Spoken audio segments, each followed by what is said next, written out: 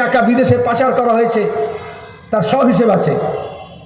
কিন্তু একটা কাকুর গলার কণ্ঠস্বর নিতে 6 মাস লেগে গেল স্যাম্পল নিতে। কোর্ট বলেছে, কোর্টের নির্দেশে প্রতিদিন হাইকোর্টে ইডি সিবিআইকে কানমালা খেতে হয়েছে। আচ্ছা, স্যাম্পল নিল, কত নাটক করে খবরের কাগজ টেলিভিশন করে রাতারাতি গিয়ে পিজি থেকে নিয়ে জোকায় চলে গেল। তারপরে স্যাম্পলের রিপোর্ট 4 মাস লাগলো।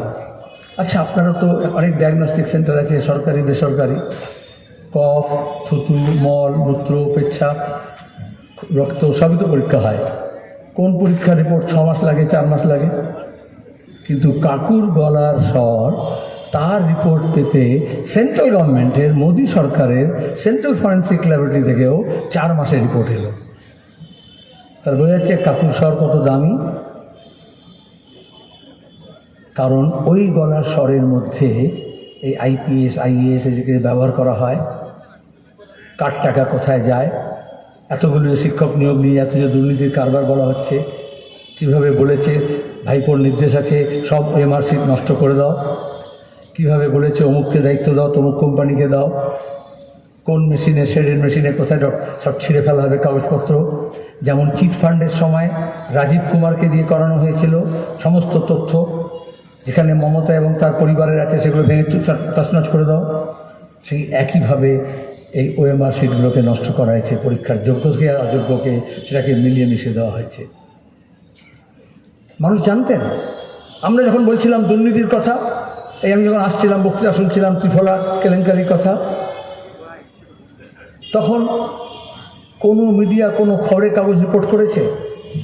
তখন অনেক মানুষকে আমরা চায়ের দোকানে রাস্তাঘাটে বলেছি, শুনেছি ও করাপশন করে ইস্যু নয়, দুর্নীতি আবার খায় না মাথায় দেয়।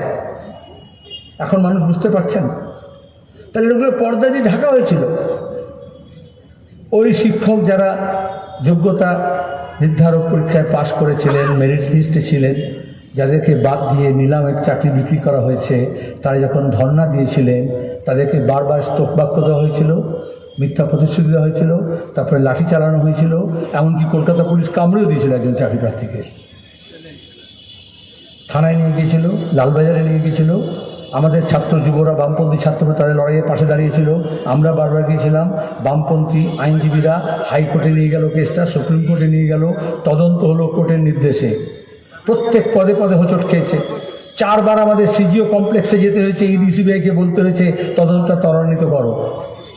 এখন দেখলেন, এখন যখন বলেছে গোটা ক্যাবিনেটকে ফৌজদারি মামলা করতে হবে, গোটা ক্যাবিনেটের বিরুদ্ধে ফৌজদারি তদন্ত করতে হবে, এখন মমতা ব্যানার্জি বলছেন